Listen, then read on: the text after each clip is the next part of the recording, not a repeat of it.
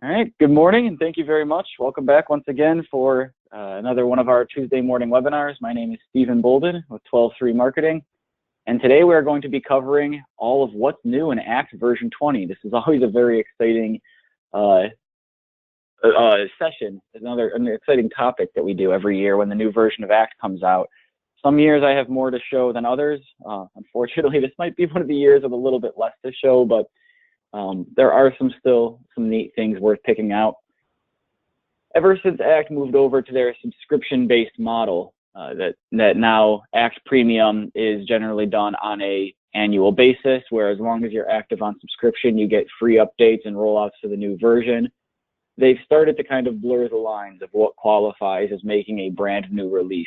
For those of you that are on ACT Pro, those lines are much more firm because there is a perpetual one-time licensing fee option for Pro, and moving between versions does require a full upgrade. But for those of us on Premium, the transitions between versions have become a lot more fluid. In fact, to some extent, there's really no difference between the minor service packs like 19.1 and 19.2 and things like version 20 in anything other than really just the name and the branding. But the steps between them have grown smaller. What you see here is I'm working out of the ACT 2018 demo database using version 20. First thing that stands out very noticeably is the new color scheme and layout. They've rebranded color schemes a few times. Funny enough, they changed in the last versions. All of their desktop icons went from orange to blue, and the inside of the desktop of the application was all orange. Now they switched the interior of the application to be all blue, and the icons are back to orange. Like I've said the past few weeks, if you've been here, it's starting to grow on me. I'm still, jury is out on that one.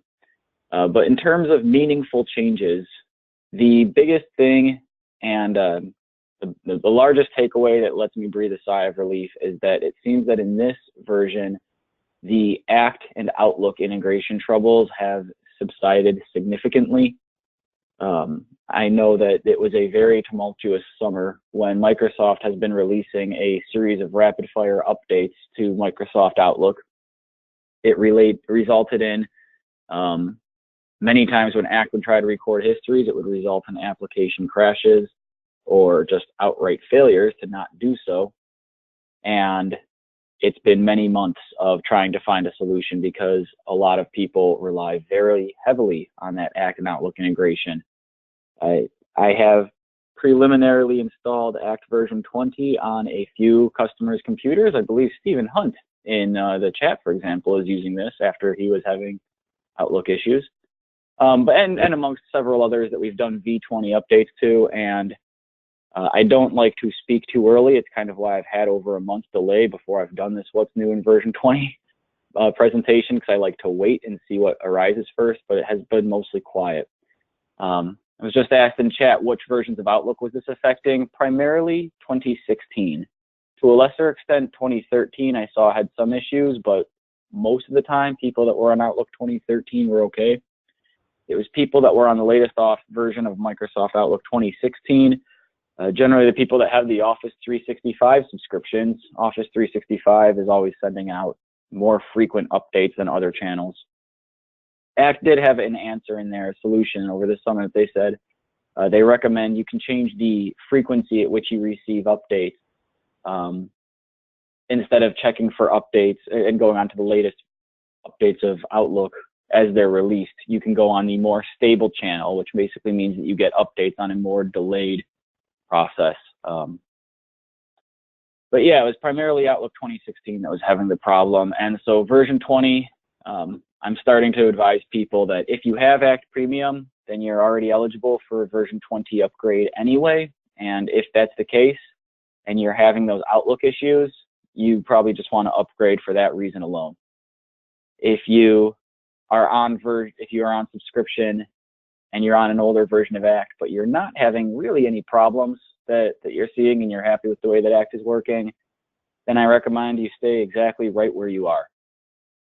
If you're on version anything Pro, ACT Pro again has, if you're even on like Pro 19, for example, then there would be an upgrade cost associated with moving to 20.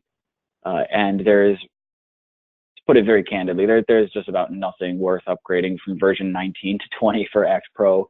The Outlook stuff can be important too. If that's what you're having, where the Outlook issues, then we should try it. But there's a way that we can do it with the demo first before we get into that further. The big version that really prompted Pro upgrades in recent years was Windows 10.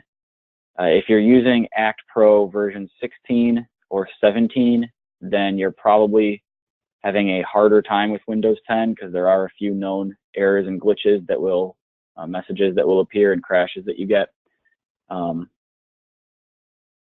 If those are happening to you, you might want to consider an upgrade, but maybe I should have put this into a chart beforehand. Basically, maybe just consider an upgrade if you're having issues, and if not, then stay where you're at, because experience tells me that we'll probably get updates beyond this soon. More to the meat of what's new, though. I mentioned that we have this new Act Insights feature. Act even gave me a talking points sheet, but even some of these aren't so relevant anymore. We have Amazon Alexa voice integration. This was debuted. I thought it was a bit of a gimmick at first, and then they went back on it and said due to changes with Amazon's API with Alexa, they're changing it again and saying it's not available.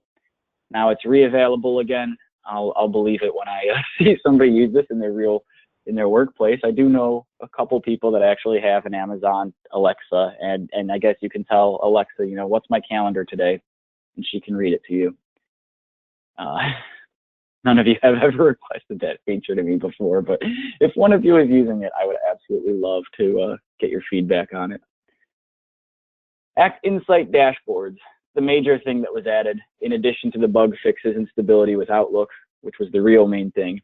The Insight is the secondary thing that they're really promoting from a marketing standpoint, and that'll be what we focus on today. Fresh new look, you're going to see that a bit. E-marketing workflow, they changed out how the email marketing messages were sent. Not in a really substantial way, just kind of reorganized all the buttons and layouts to make the process a bit more self-explanatory for people that don't have my coaching in how to send an email blast from start to finish. Compatibility with Chrome for Mac, for those of you using the web version of Act. If you do rely on the Act Premium for web, they have been putting in a lot of effort into trying to close the disparity between the web version and the desktop and trying to make that a bit better of a product. I will still adamantly hold to it that the Windows locally installed program version of Act will be supreme. But for those sales teams and people that are in distributed offices that need to rely on Act Premium for web when they're on the road, they are working on making that a bit more stable with fewer of the menu glitches and dozens of usability improvements. So this feature, Act Insight, I regularly call it Insights. I pluralize it. There is no S on the end of it, although I will adamantly probably keep saying that because to me it sounds much better. The Act Insight is a premium only feature. So sorry to any Act Pro users. You really can just tune out for this part. Act Insight is based off of the web API, which you've been hearing me talk about for a couple years. It was added about 2 years ago, and they've been building against it. The web API is what allows other external web applications to connect to your Act database, things like Amazon Alexa, for example. There's actually a lot more bigger things we can do with the web API. One of them that hopefully is not too far off the horizon, it's for a while it's been right there on the horizon. It'll come tomorrow, but tomorrow never arrives kind of a thing. But the web API does lay the framework for server-to-server email integration so that it doesn't run on everybody's local computers for picking up those Outlook emails. If it could run directly that you enter in your email server credentials from your Act server and they can just log, that's probably the biggest thing that we'll see ever come out of this API. That feature does not exist yet, but we do hear it talked about frequently, that it is in the works. And when that day comes, we'll probably be doing backflips. But what they've done else with this web API is the Act Insight, which is really just different dashboards.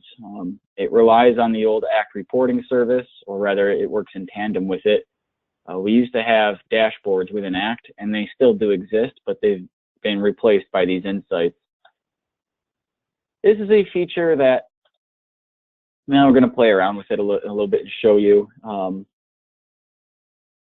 It leaves a bit to be desired. Again, being frank. There are metrics and charts that we can create, and I'll show you how we can add some of them to here. And they do work pretty well for the ones that they allow. There's just not enough customization and flexibility in there yet for me to really want to tell all of you that, oh, you'll be using this every day. They've got a few predefined views in here, and they're much more colorful and bright. You know, here's a good dashboard, sales by product. This is a report that people have asked me to make on many occasions, and so now they have a good colorful dashboard for it, so I am happy to see that. Some of the limitations work, though. This is based off of your ACT opportunities, so it's pulling in data from your ACT opportunities, your closed won opportunities, and the products that you sold within them. You can actually click on some of these charts to see a drill down of exactly what they were. And you can click further on the opportunities to be able to see over where they were. Nope, that's not taking me in. And switch back and forth between the product and rep. And same thing with a lot of these charts and graphs. You can click on them to drill down into more info. So that's actually really good. I like these products and sales reps. In terms of the filters that you can do, it only gives me some date ranges, this week, this quarter, this year, last quarter, etc. And you can also choose which products you want to see on the chart. The kind of limiting thing about this is that some people add a lot of single-use disposable products to their opportunities. They might make an opportunity and put in something very generic in there, like labor or freight or service contract. You're only going to see products actually show up in that product report if you kind of like manually add the products, formally do it to your database, give them a name and a cost and a price and an item number. Otherwise, if you're just adding in generic one-off single-use items in here, then they don't really get picked up in that report. Maybe that can change. These are all customizable. They'll drag and drop. They're available on the web version, and they're actually also available on the ACT Companion mobile app, which is worth an honorable mention. It's not necessarily a v20 feature, but the ACT Companion mobile app is an official app for iOS and Android. It runs using this web API that I've been speaking about. You set up the web API on your server, and by all means, I'm available for hire to do that. It's not very hard. And then you can log in with the mobile app, and it's kind of like using the ACT Premium for web, but it's in a dedicated app for your phone that works much more stable. And it started off the year quite useless, but they've been adding to it throughout the year as an ongoing improvements. And it's actually at a pretty good point now that it will give you full breakdowns of contact information and your calendar info and opportunities, and some of these insights now have been added to the ACT mobile app. So that is definitely worth taking a look into as well. And I see that this Insights is probably going to go the same way. I think that this is the first debut that we are seeing of it, and I won't be surprised if 6 months from now they have a lot more filters and abilities that we can do. If we want to add new charts, so you get these different views throughout here. This is a sales metrics view. They have one called customer interactions. We can add a new view to these drop downs that each have their own predefined layouts of screens. So, you know, if we wanted to add a new chart, we can say create a chart, and I can call this one like I'll call it ID status. And if I want this to be kind of a contact report that shows me ID statuses by type. And now, sure enough, it gives me a breakdown that shows the visual overview of all my different ID statuses. This chart doesn't even give me any filters about if I want to filter it further than that. So there's clearly a bunch of suggestions and feedback that I can give to ACT to say, like, I want to see just certain amounts created in a certain time frame if I wanted to see all new leads that were brought in, for example. These are all resizable and changeable. So hopefully we see a lot more being added to this in the future. Over on the Act e-marketing side of things, demo database, I'm not logged into it yet. Again, just a slight reworking of how things are shown. We've got tabs along the top here for overview, create, send, and track. You kind of send out your emails directly through, within the Act window here instead of having pop-ups.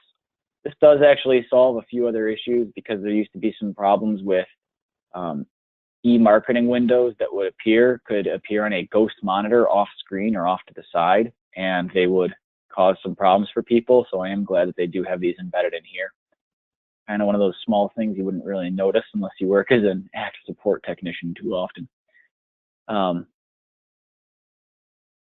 Yeah, I think that just about covers everything here. I'm sorry that I hope it wasn't disappointing, but I do want to go back to singing the praises about the Act and Outlook integration seeming much more stable. So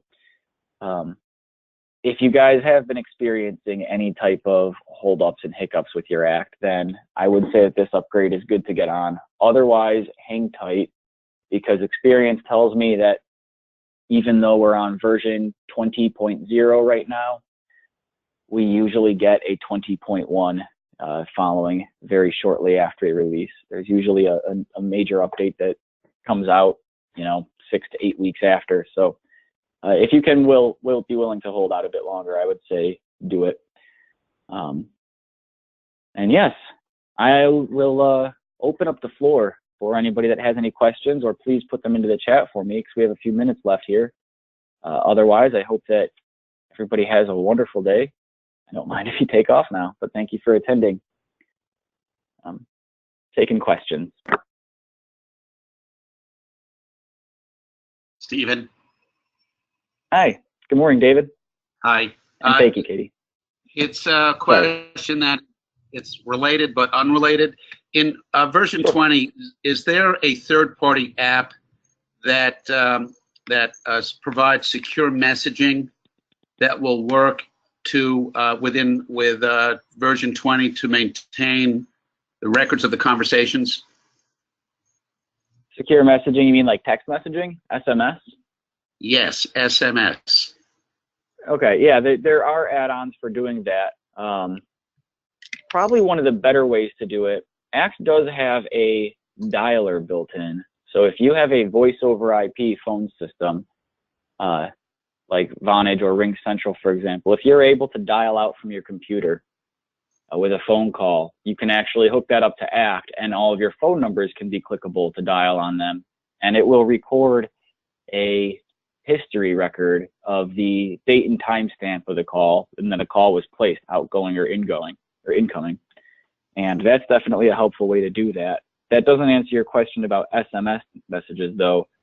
They are just related because that still is handled by another add-on. I have to find out exactly what it is. I think it's called like SMS for Act, if I'm not mistaken. Don't quote me on that because I haven't sold it in quite a while, but I know that I've seen it demoed before. And it does exist, but you need kind of an existing method that will already send out messages from your computer to do that. Is that what you already have? Can you send out text messages from your computer? Like I have Ring Central is our voice over IP phone system. Well, yes, the answer to your question, yeah. No, I use Parallel. First of all, I don't have VoIP. Second, I use Parallels, so I use the Apple messaging, and I do need secure messaging because of the industry that I'm in, and that's why I'm wondering if version 20 or any of the versions allow for something like that. And then I'll stop asking this question. Not to my knowledge without an add-on, and I actually can't say definitively if there is an iMessage add-on integration. I'm sure it would have a very hard time working cross-platform, though, between your Parallels and up into your actual Mac OS there. It might be something that you could do with the web API.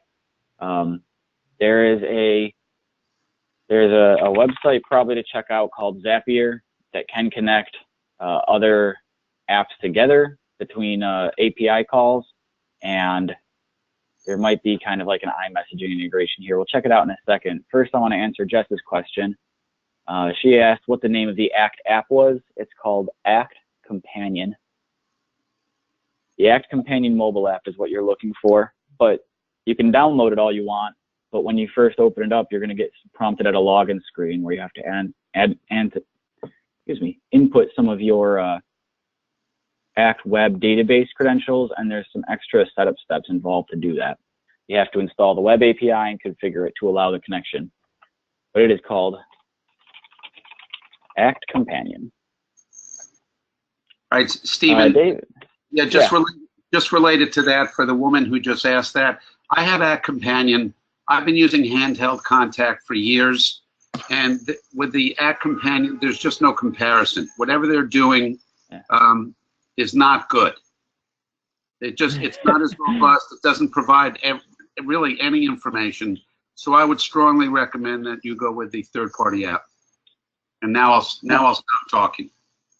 No, that's all right. I would agree with you still. I think handheld contact is probably the superior way to go about it. And I've always found it a little fishy that ACT supports handheld contact or promotes it sometimes over their own solution, but it has been getting closer. I do know now a few people that are using it. I would like to wish for the day that you don't need a separate mobile add-on to use ACT, because in these days with a CRM, it should be really expected to have mobile. I'm not seeing, so what I'm showing on the screen here right now, trying to get it related to David, although this is for really in a general sense. There's a website called Zapier, and what they really operate as is a middleman, third-party kind of bridging service, man in the middle between different web APIs.